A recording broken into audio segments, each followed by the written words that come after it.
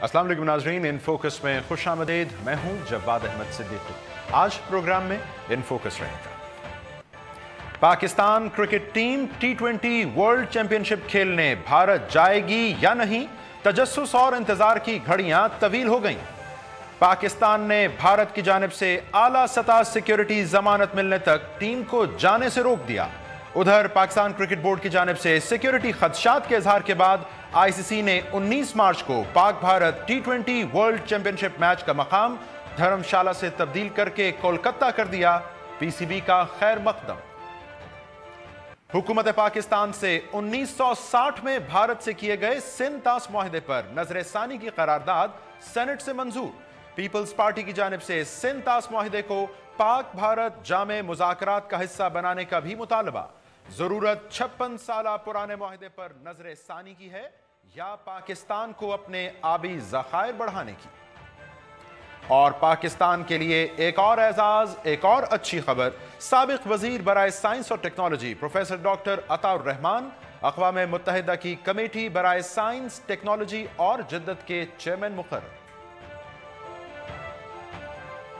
नाज़रीन, वो मसला जो कि T20 वर्ल्ड चैंपियनशिप के हवाले से 19 मार्च को पाक भारत मैच के धर्मशाला में इनाकाद होने या ना होने के हवाले से शुरू हुआ था, बज़ाहिर अब बढ़कर पाकिस्तान टीम के भारत जाने या ना जाने तक पहुंच चुका है। आज के दिन की दो अहम डेवलपमेंट्स हैं। अव्वलन, आईसीसी और बीसीसीआई हुकाम की जानिब से प्रेस कॉन्फ्रेंस में पाक भारत मैच का वेन्यू तब्दील करने का ऐलान किया गया। यह मैच जो कि 19 मार्च को धर्मशाला में तय था, अब बताया गया है कि कोलकाता मुंतकिल कर दिया गया है। इस इक़दाम का पाकिस्तान क्रिकेट बोर्ड ने भी खैर मकदम किया है। लेकिन दूसरी जानिब पाकिस्तान क्रिकेट बोर्ड के चेयरमैन शहरियार खान साहब ने प्रेस कॉन्फ्रेंस की। उन्होंने इस बात से आगाह किया कि पाकिस्तान क्रिकेट बोर्ड अब पाकिस्तान हुकूमत के जरिए भारत से, बीसीसीआई से और आईसीसी से एक आला सतह सिक्योरिटी जमानत का मुंतज़िर है। एक सिक्योरिटी गारंटी आने तक हुकूमत पाकिस्तान पाकिस्तानी टीम को भारत जाने की इजाज़त नहीं देगी।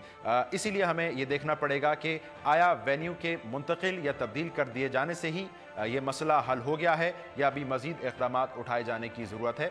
और ये सवाल अपनी जगह मौजूद है कि वो वेन्यू जो आज मुंतकिल करने का ऐलान किया गया है, ये मसला जब शुरू हुआ था, जब इसकी इब्तदा हुई थी, जब हमने देखा हिमाचल प्रदेश के वज़ीर आला ने इंतज़ामात सिक्योरिटी के करने के हवाले से इस मैच के लिए माज़रत का इज़हार किया था, क्या ये वेन्यू का तब्दील कर दिए जाना उसी वक्त एक बेहतर इक़दाम ना होता? और फिर ये कि क्या पाकिस्तान अपने लिए किसी खुसूसी सिक्योरिटी जमानत का मुतालबा करने में हक बजानिब है या नहीं? इसी पर हम बात करेंगे। इस वक्त हमें ज्वाइन कर रहे हैं आईसीसी के साबिक सदर एहसान मानी साहब, और भारत से हमारे साथ मौजूद हैं आप आज तक की एग्जीक्यूटिव एडिटर हैं श्वेता सिंह जी। मैं दोनों मेहमानों को खुशामदीद कहता हूँ। मानी साहब, मैं अगर आपसे आगाज़ कर पाऊँ, वेन्यू तब्दील हुआ है, धर्मशाला से कोलकाता गया है, लेकिन बज़ाहिर मसला हल नहीं हुआ है।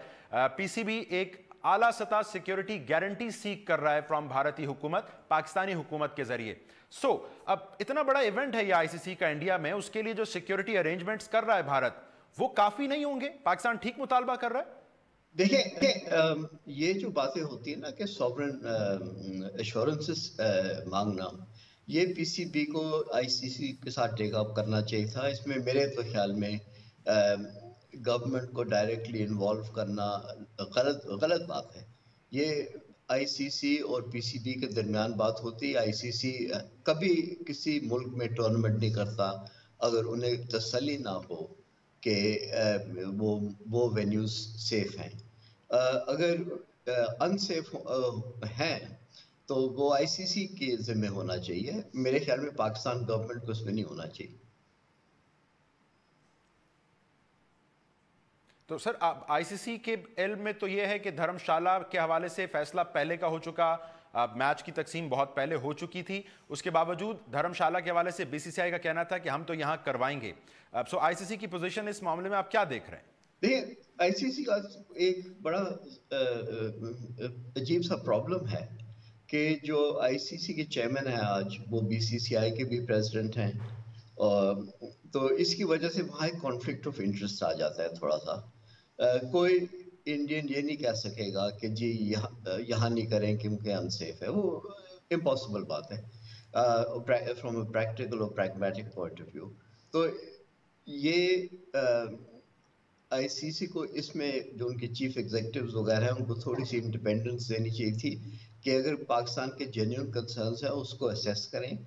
और मेरे ख्याल में ये जो मामला है ये बहुत अननेसेसरली लंबा चला है। ये तो एकदम डिसीजन लेके इसको फिर आगे मूव ऑन करना चाहिए था, वो नहीं किया।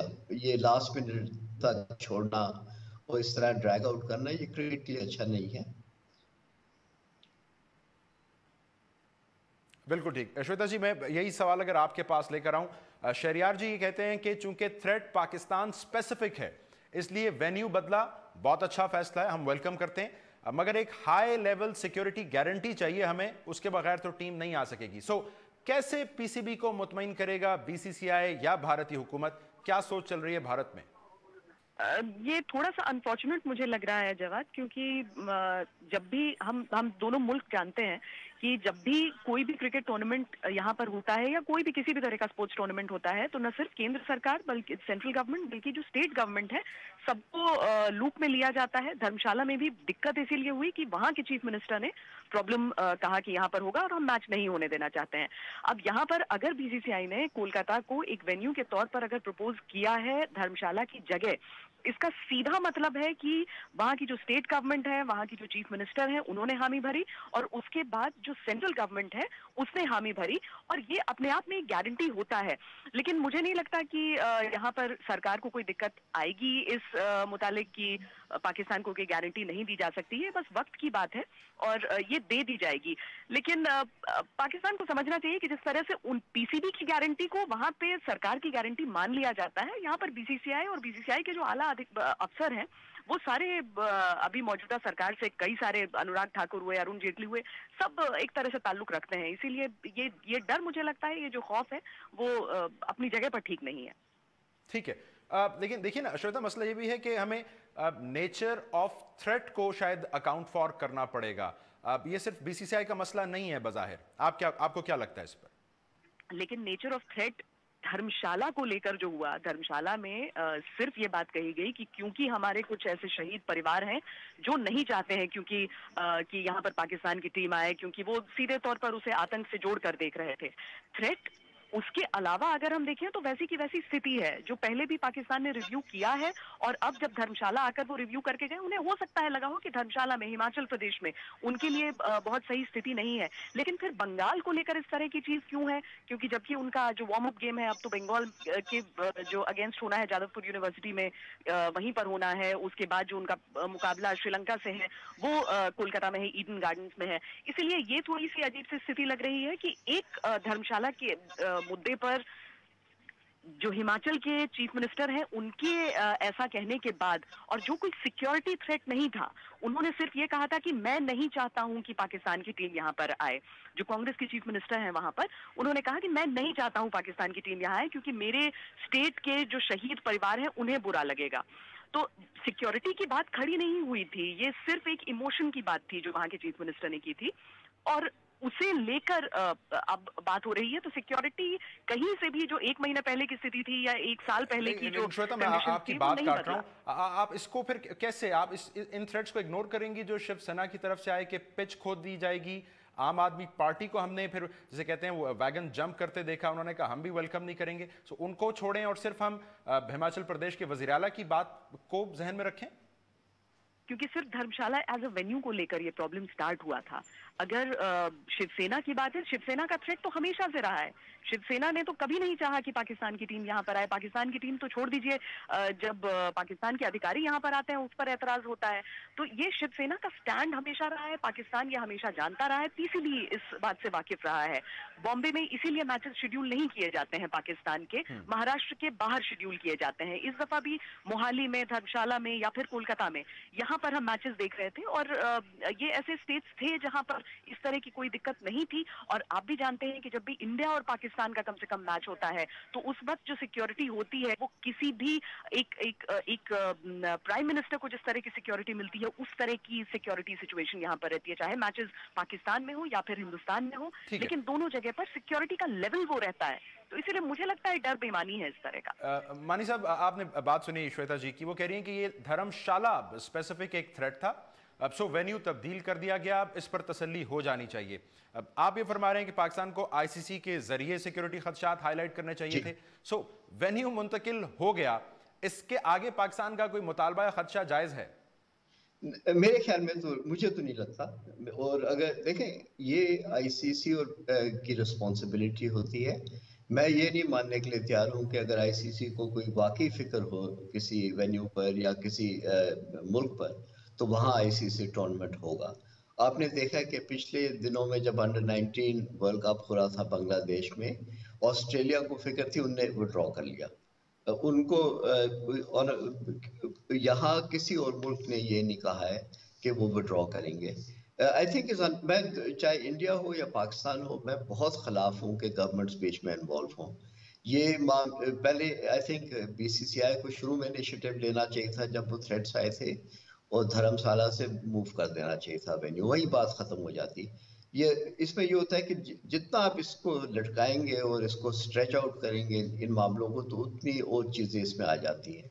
वो अनफॉर्चुनेट बात है।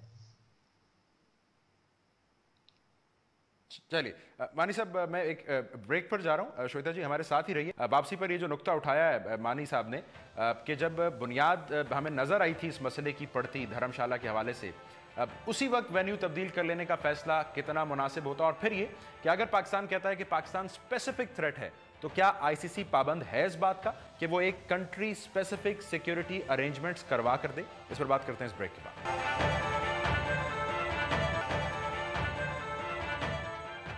वेलकम बैक नाज़रीन, हमारे साथ मौजूद हैं आईसीसी के साबिक सदर एहसान मानी साहब और भारत से आज तक की एग्जीक्यूटिव एडिटर श्वेता सिंह जी। श्वेता, नुक्ता उठाया मानी साहब ने ब्रेक से पहले कि जब इस मसले का आगाज हुआ था, वीरभद्रा सिंह साहब ने कहा कि नई मैच हो सकता धर्मशाला में, क्यों ना उसी वक्त वेन्यू चेंज करने का फैसला कर लिया गया ताकि बात बढ़ती ना, सिक्योरिटी गारंटी तक ना जाती। क्यों अनुराग ठाकुर जी कहते रहे कि जी सियासत की जा रही है, मैच तो यहीं होगा, अरेंजमेंट्स हो गए, टिकट्स बिक गए? वाई?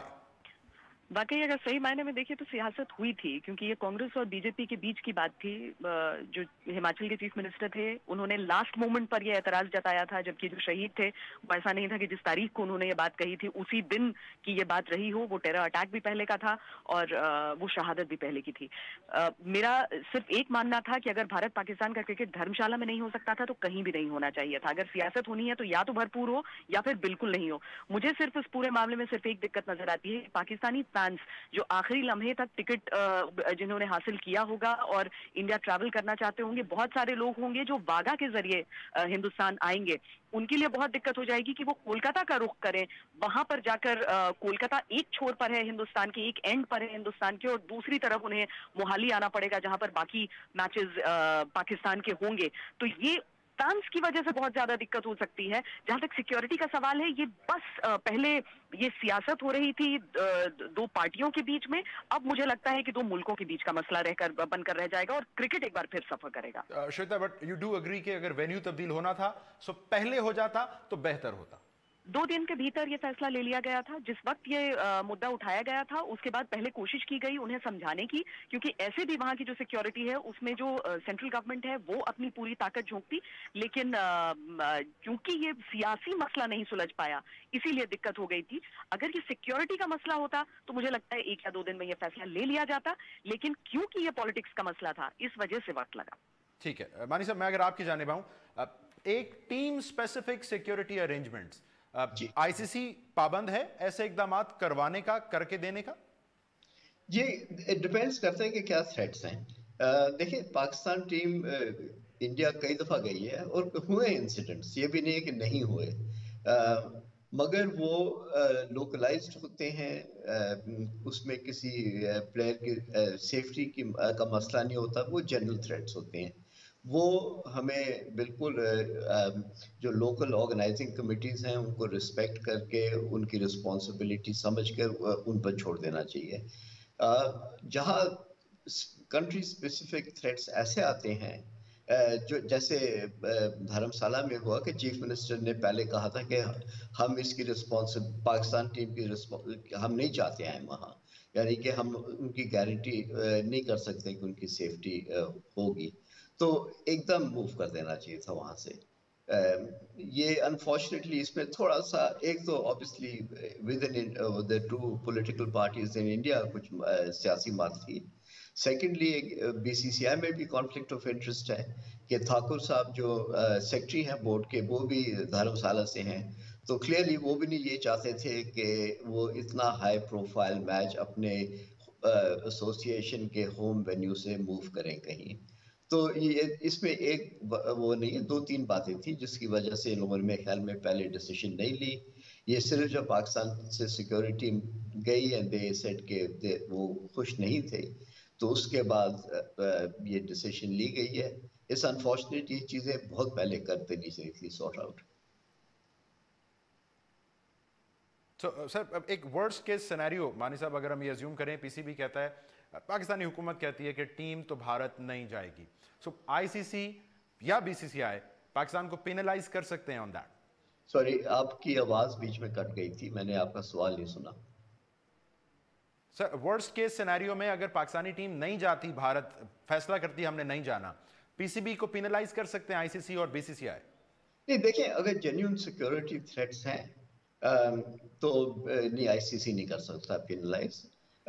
मगर आई वुड होप कि ये गवर्नमेंट टू गवर्नमेंट लेवल पर आपस में बात करके वन वे और अदर डिसाइड कर लेंगे कि वाकई थ्रेट है तो फिर नहीं जाना चाहिए, बिल्कुल नहीं जाना चाहिए।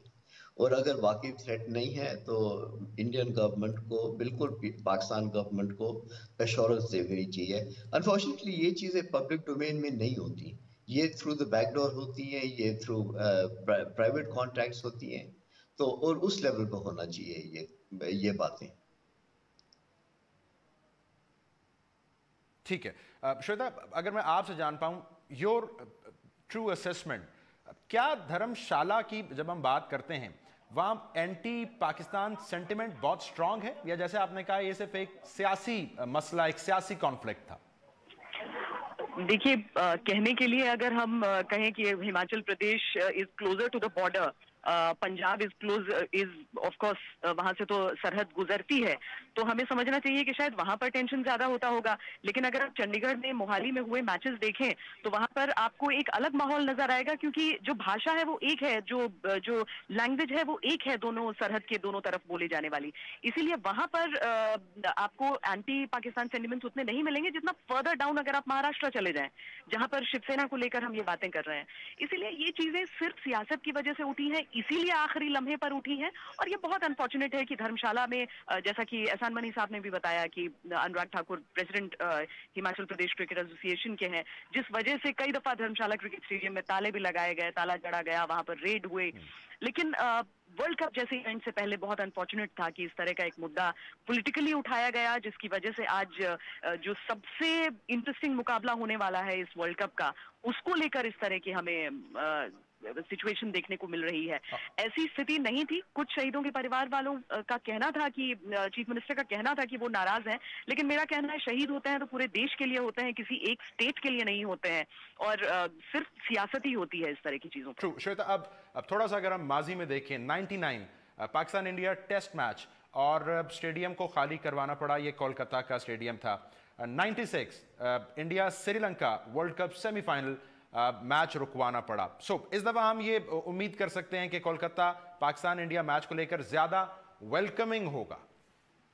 देखिए, कोलकाता में पैशंस बहुत ज्यादा रहते हैं। आपने एक ओपोनेंट पाकिस्तान कहा है, दूसरा 96 के वर्ल्ड कप में श्रीलंका की टीम थी जिस वक्त ऐसा हुआ था, और वो रिएक्शन श्रीलंका की टीम पर नहीं था बल्कि इंडियन टीम के बैटिंग कोलैप्स पर था, जिसकी वजह से वहां पर बॉटल्स वगैरह फेंके गए थे और मैच को छोड़ना पड़ा था। लेकिन कोलकाता और वेस्ट बंगाल में इस तरह के पैशंस हैं, वोलेटाइल है, वो माना। लेकिन 2011 जो वर्ल्ड कप हुआ था उससे पहले कोलकाता के स्टेडियम को रिनोवेट किया गया था, आईसीसी की देखरेख में वो हुआ था, और जो ऑडियंस है वो अब उनकी जो तादाद है वहां पर कम भी हो गई है। अब 1 लाख से कम लोग वहां पर रहते हैं, और वो थोड़ा सा पीछे हुआ स्टैंड, और उसकी पूरी अच्छी बैरिकेडिंग हुई, जिसकी वजह से वैसे अनटुवर्ड इंसिडेंट्स जो हैं अब वहां पर नहीं हो सकते हैं। ठीक है, बहुत शुक्रिया श्वेता जी, आपने हमें ज्वाइन किया। एहसान मानी साहब आप साथ मौजूद थे। श्वेता बता रही थी कि पीसीबी को शायद अब सिक्योरिटी गारंटी तक मामले को नहीं ले जाना चाहिए, खुसूसन वेन्यू की तब्दीली के बाद, जबकि मानी साहब की राय यह है कि हुकूमतों को क्रिकेटिंग के इन मामलात में इन्वॉल्व नहीं करना चाहिए। पीसीबी को अगर सिक्योरिटी खदशात थे या हैं तो आईसीसी के जरिए इस मामले को हाईलाइट करना चाहिए था। एक मुख्तसर ब्रेक लेंगे नाज़रीन। पाकिस्तान की सेनेट ने एक करारदाद मंजूर की है जिसमें हुकूमत पाकिस्तान से यह मुतालबा किया गया है कि 1960 में भारत के साथ जो सिंध-तास मुआहिदा हुआ था उस पर नजर सानी की जाए। क्या वजह है इसकी और ये अमलन कितना मुमकिन है, इस पर हम बात करेंगे आफ्टर शॉर्ट ब्रेक।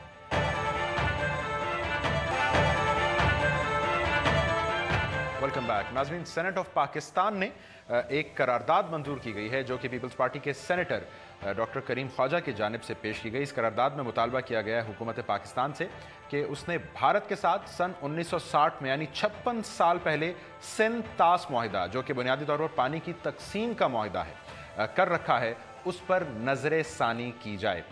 इसकी हिमायत में दलाइल देते हुए पीपल्स पार्टी के सेनेटर साहिबान ने यह कहा कि पाकिस्तान उन 10 मुल्कों में शामिल है जहां पानी का मसला इंतहाई संगीन और संजीदा है, लिहाजा इस पर बात होनी चाहिए। ना सिर्फ ये बल्कि भारत के साथ जामे मुज़ाकरात का हिस्सा होना चाहिए कि सिंध-तास मुआहिदे पर नजरसानी की जाए।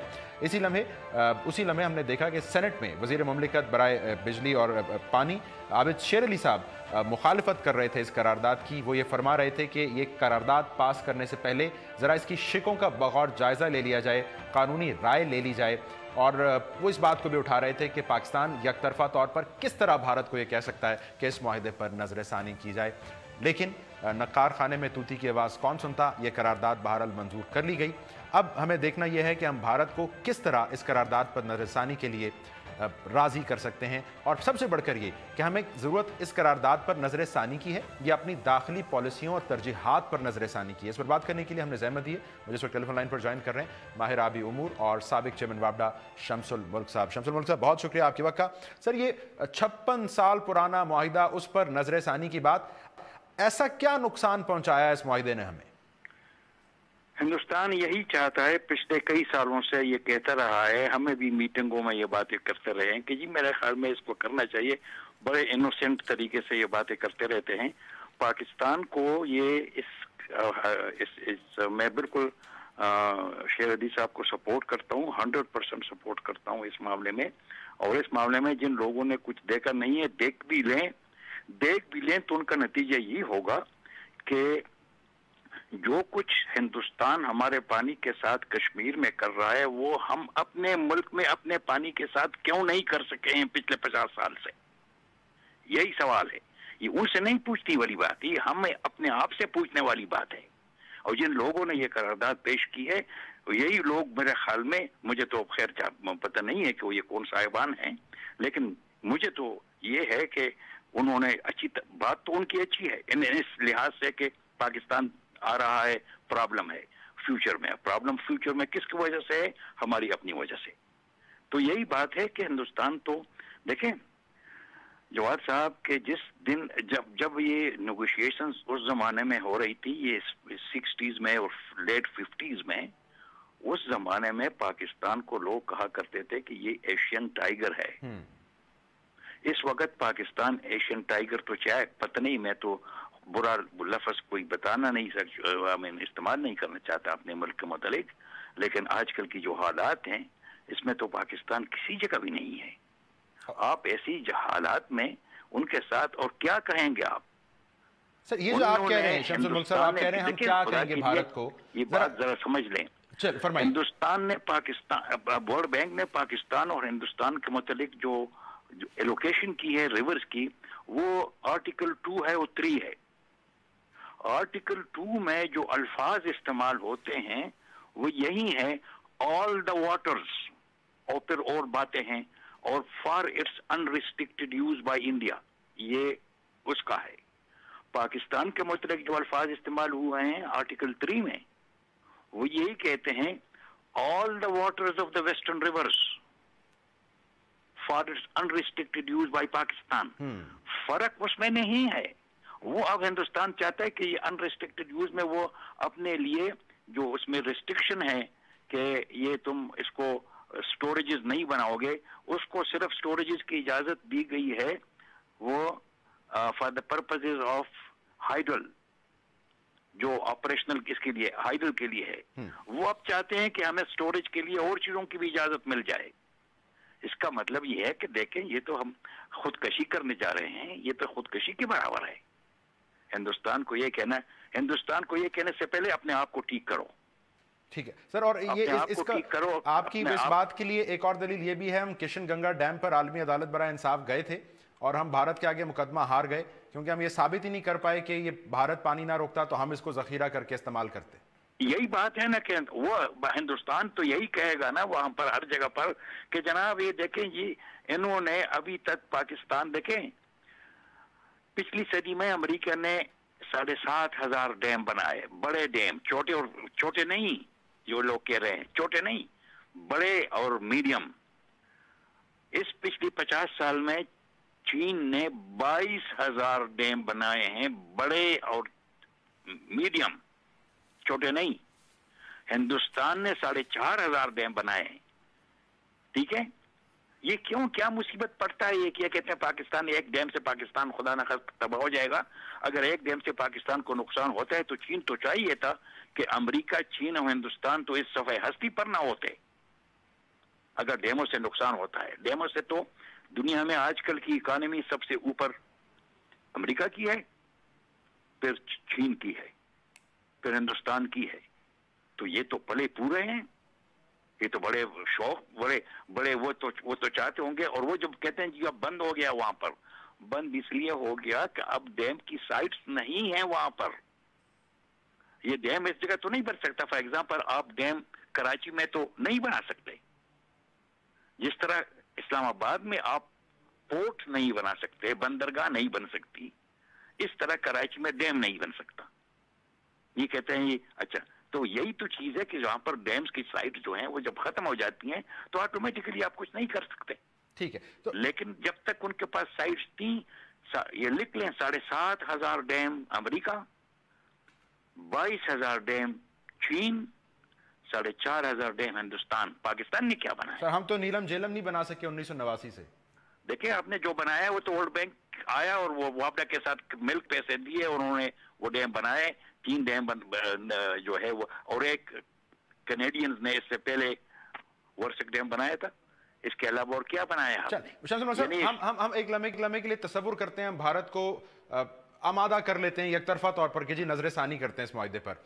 क्या नुक्ता पाकिस्तान, किस नुक्ते की तरमीम चाहेगा पाकिस्तान कि भारत से यकीन दहानी चाहे कि इस नुक्ते की पासदारी भी करेगा, उसकी खिलाफवर्जी भी नहीं करेगा? मुझे डर ये है कि वो हम तो कोई भी नुक्ता नहीं बता सकेंगे, वो 4 अपने नुक्ते पेश कर लेंगे और दरमियान में जब होगा वो आर्बिट्रेटर के सामने जाएगा। उन 4 में से वो हमारी अपनी नाअहली की वजह से वो 4 में से इनके 1-2 नुक्ते जो हैं वो मंजूर हो जाएंगे और हमारा कुछ भी नहीं होगा।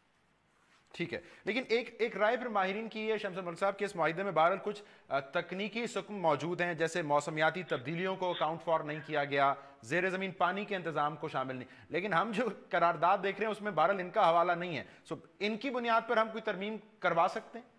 देखें, अगर आप ये शुरू करें कि जी इस वजह से हमें ईस्टर्न रिवर्स पर डाउन स्ट्रीम, क्योंकि ईस्टर्न रिवर जो है 3 के ये इन पर पाकिस्तान के उस पानी के ऊपर पाकिस्तान का हक नहीं है, बिल्कुल ये सब कुछ तीनों के तीनों हिंदुस्तान को मिल गए हैं। तो वो फिर कहेगा कि अच्छा जी हम इनके लिए कुछ छोड़ जाएंगे, लेकिन हमें ये वेस्टर्न रिवर्स में फिर इस किस्म का वो दे दें। फिर क्या करेंगे आप? वेस्टर्न रिवर्स पर अभी तक उनको स्टोरेज का हक नहीं है।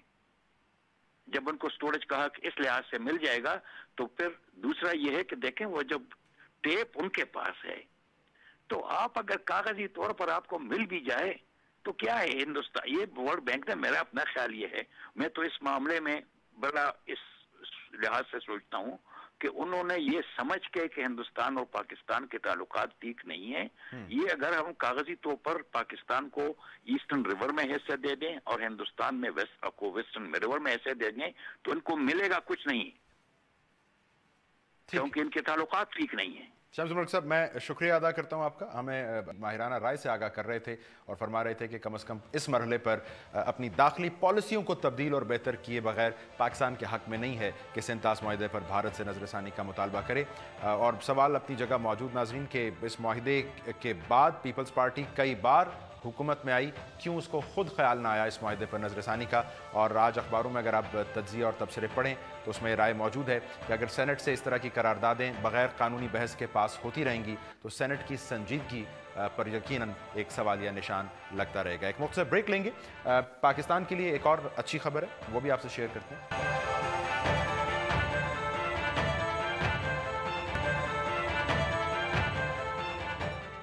वेलकम बैक नाज़रीन। पाकिस्तान में हालिया अरसे में आपको मुख्तलिफ शोबा ज़िंदगी से अच्छी खबरें आती दिखाई दे रही हैं। उनकी तफसील में जाए बगैर एक यकीनन अच्छी खबर साइंस और टेक्नोलॉजी के शोबे से ये है कि पाकिस्तान के साबिक वज़ीर बराए साइंस और technology professor doctor Ataur Rahman, उनको अब अक़वाम मुत्तहिदा की जानिब से यूनाइटेड नेशंस यानी अक़वाम मुत्तहिदा कमेटी बराए साइंस टेक्नोलॉजी और जिद्दत उसका चेयरमैन मुंतखब कर लिया गया है, उनको तैनात किया गया है। और अब खबर यह है कि आने वाले पीर के रोज़ बाकायदा तौर पर डॉक्टर साहब इस कमेटी के हवाले से पहली मीटिंग उसको चेयर भी करने जा रहे हैं। सो एक पाकिस्तान के मुख्तलिफ शोबाए ज़िंदगी से आपको जो अच्छी खबरें मिलना शुरू हुई हैं, चाहे वो पाकिस्तान की नरगिस मवालवा या कोयटा के इमरान की, वेव्स की, आइंस्टाइन की थ्योरी की हवाले से उनका किरदार हो, उनकी शराकत हो, वो खबर हो, शमीन उबैद चनॉय के हवाले से आपको खबर मिले, उनको मिलने वाला दूसरा ऑस्कर हो, या ये ताज़ा खबर हो, बहरहाल ये हौसला अफजा चीज़ें हैं।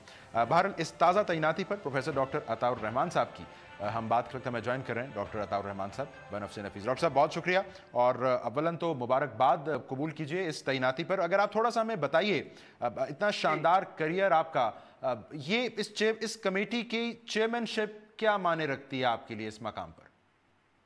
जी, बात यह है कि ये जो यूनाइटेड नेशंस की कमीशन है, इसमें 62 ममालिक हैं, जिसके अंदर अमेरिका, बरतानिया, फ्रांस, ऑस्ट्रेलिया, जापान भी शामिल हैं। एशिया के ममालिक जैसे चाइना, इंडिया और पाकिस्तान और सेंट्रल एशियन स्टेट, ये सब 62 ममालिक हैं इसमें। और ये यूनाइटेड नेशंस के एक economic and social commission for Asia and Pacific है, जिनके तहत ये बनाई गई है। और इसमें मैं चेयरमैन हूँ, मेरे साथ को चेयरमैन जो एडवाइज़र हैं प्राइम मिनिस्टर मलेशिया के डॉक्टर ज़करी अब्दुल हामिद हैं। और इसका मकसद ये है कि इसमें से जो बहुत से ममालिक हैं वो बहुत कम डेवलप्ड हैं, बहुत से जो हैं बहुत हाईली डेवलप्ड हैं, कुछ मीडियम डेवलपमेंट के ममालिक हैं। तो किस तरीके से रोड मैप्स तैयार किए जाएं ताकि ये गुर्बत के भंवर से निकल कर और एक नॉलेज इकोनॉमी, एक इल्म पर मबनी मईशत की तरफ बढ़ सकें, जिसमें तालीम, साइंस, टेक्नोलॉजी और इनोवेशन, जिद्दत तराजी, इसको किस तरीके से मुल्क की जो इक़्तिसादी तरक्की है उनके साथ हम आहंग किया जा सके, ताकि जो इनकी जो असल दौलत है, जो इनकी अफरादी क़ुव्वत है, उसको पूरी तरीके से उजागर किया जाए। क्योंकि आज की दुनिया इल्म की दुनिया है और वही ममालिक आगे बढ़ रहे हैं जिन्होंने ये समझ लिया है कि उनकी असल दौलत उनकी अफरादी क़ुव्वत है। और छोटे छोटे ममालिक, मसलन सिंगापुर को देख लीजिए, आबादी कराची से 1/4, लेकिन पिछले साल का जो उनकी एक्सपोर्ट है 516 अरब डॉलर, जबकि पूरे पाकिस्तान की एक्सपोर्ट 23 अरब डॉलर। तो वजह वही है कि अब कुदरती वसाइल की जो अहमियत है कम से कम होती गई है, और सबसे ज्यादा अहमियत जो है वो नई नई दरियाफ्तें जो हो रही हैं। डॉक्टर साहब थोड़ी सी रोशनी इस पर डालिएगा। आपने खुद फरमाया इस कमेटी में ऐसे ममालिक भी हैं जो कि कम तरक्की याफ्ता हैं, लामहला पाकिस्तान का नाम हमारे जहन में आता है। इस कमेटी से, इस आपकी चेयरमैनशिप से पाकिस्तान अब कैसे इस्तेफादा करेगा या कर सकता है? इसमें हम अब रोड मैप तैयार करेंगे कि क्या क्या कुछ करना चाहिए इन ममालिक को, खास तौर पे जो कि अंडर डेवलप्ड ममालिक हैं या डेवलपिंग ममालिक हैं, उनको क्या कुछ करना चाहिए ताकि वो कैसा कर सकें। पाकिस्तान जो है इस वक्त हमारे पास जो अफरादी क़ुव्वत जो है उसमें कोई 10 करोड़ ऐसे अफराद हैं जो 21-22 साल की उम्र से कम हैं और एक बहुत बड़ी ताकत बन सकते हैं अगर हम तालीम के ऊपर जोर दें और ख़ास तौर पे कुछ ख़ास सेक्टर्स को हम चुन लें और उन सेक्टर्स में हम ऐसी प्रोजेक्ट्स लॉन्च करें जिससे आपकी एक्सपोर्ट्स बढ़ सके, आपकी जीडीपी बढ़ सके, एम्प्लॉयमेंट जनरेट हो सके, और जो अक़वाम मुत्तहिदा के 17 जो सस्टेनेबल डेवलपमेंट गोल्स हैं, जिसमें गुर्बत दूर करना, तवानाई और ज़राअत को बढ़ाना और सनत की जो एफिशिएंसीज हैं उनको बढ़ाना, ये सब शामिल हैं उन 17 जो SDGs हैं, सस्टेनेबल डेवलपमेंट गोल्स हैं। तो पाकिस्तान और इस जैसे दूसरे जो डेवलपिंग ममालिक हैं उनके लिए रोड मैप्स तैयार किए जाएंगे हमारी निगरानी के अंदर, जिसके अंदर स्पेसिफिक रिकमेंडेशंस होंगी कि आप जो हैं, आपको अगर आगे बढ़ना है तो अपने स्कूल सिस्टम में क्या कुछ करना चाहिए, अपने यूनिवर्सिटी सिस्टम में क्या कुछ करना चाहिए, किस तरीके से लिंकेजेस पैदा करने चाहिए, जो तहकीक हो रही है उसकी सनत और ज़राअत से किस तरीके से इंडस्ट्रियल एफिशिएंसीज को बेहतर किया जा सकता है, जो नॉलेज इंफ्रास्ट्रक्चर है उसको किस तरह इस्तेमाल किया जा सकता है, जो नई नई चीजें हो रही हैं, रोड मैप्स बनाए जाएंगे। बहुत शुक्रिया डॉक्टर साहब, और एक आपको मुबारकबाद। हम उम्मीद करते हैं ये रोड मैप्स जिनका आप तज़किरा कर रहे हैं पाकिस्तान अमलन इनसे मुस्तफ़ीद हो पाए, और इस उम्मीद दुआ के साथ प्रोग्राम का अख्ताम नाज़रीन कि पाकिस्तान के मुख्तलिफ शोबाए ज़िंदगी से ऐसी अच्छी खबरें हमें सुनने को मिलती रहें। प्रोग्राम देखने का शुक्रिया।